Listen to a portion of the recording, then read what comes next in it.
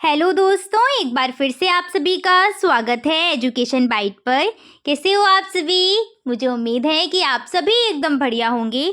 आपका डीएलएड का first semester है और इस फर्स्ट सेमेस्टर में हिंदी विषय में आपके कौन कौन से टॉपिक दिए गए हैं वो मैं आपके साथ डिस्कस करने जा रही हूँ। उससे पहले मैं आपको बता दूँ, हिंदी का जो पेपर रहेगा आपका वो 25 नंबर का ही पेपर रहेगा। समय इसमें आपको मिलेगा 1 घंटे का।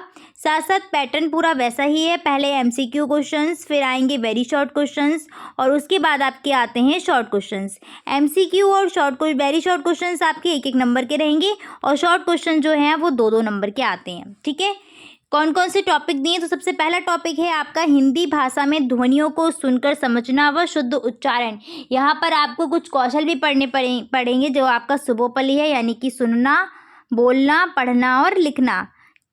अब यहीं पर जो उच्चारण की बात करी गई थी, उच्चारण क्या है, बहुत से बच्चे गलत भी बोलते हैं, तो वो उच्चारण गलत क्यों होता है और क्या कारण है जिस वजह से अशुद्ध उच्चारण आता है, उसके निवारण के उपाय क्या क्या हैं, ये सारी चीज़ें इसमें आ जाएंगी। देवनागरी लिपि क्या है, इसकी विशेषताएं क्या क्या हैं, इस लिपि में जो संकेत दिए गए हैं जैसे स्वर, व्यंजन, संयुक्त वर्ण, ये क्या होते हैं, कैसे बनेंगे, क्या परिभाषा रहेगी इनकी, इत्यादि इसमें आ जाएगा। इसके बाद विलोम शब्द, समानार्थी शब्द, तुकान शब्द और समान ध्वनि वाले शब्दों की पहचान। और ये जो आपका टॉपिक है ना, यहाँ से हर बार क्वेश्चन आपका आता है, तो ये इम्पॉर्टेंट टॉपिक भी आपके लिए रहेगा। साथ साथ देवनागरी लिपि भी इम्पॉर्टेंट रहेगा क्योंकि ये पूरा का पूरा आपसे वर्ण क्या होते हैं, वर्ण के कितने भेद होते हैं, ठीक है, स्वर क्या है, स्वर के कितने भेद हैं, इस टाइप से क्वेश्चन आ जाते हैं। महाप्राण क्या होते हैं, अल्पप्राण क्या होते हैं, ये सारी चीज़ें आ जाएंगी।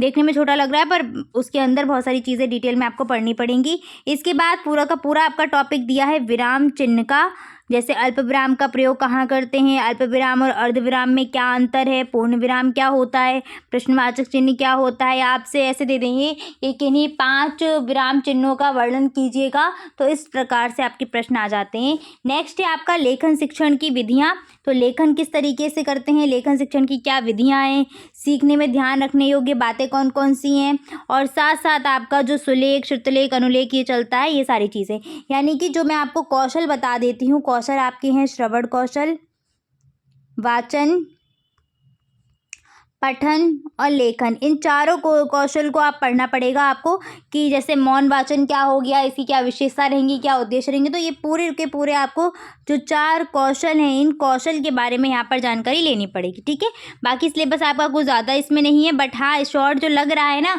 पढ़ोगे जब आप तो अंदर चीज़ें बहुत सारी मिलेंगी, क्योंकि विलोम शब्द हो गए, समानार्थी शब्द हो गए, पूरा समंदर है इनका। ऐसा तो है नहीं कि 4-5 रट ली और उनमें से आ जाएं, तो यहाँ पर ही ये थोड़ा सा आपका टफ हो जाता है।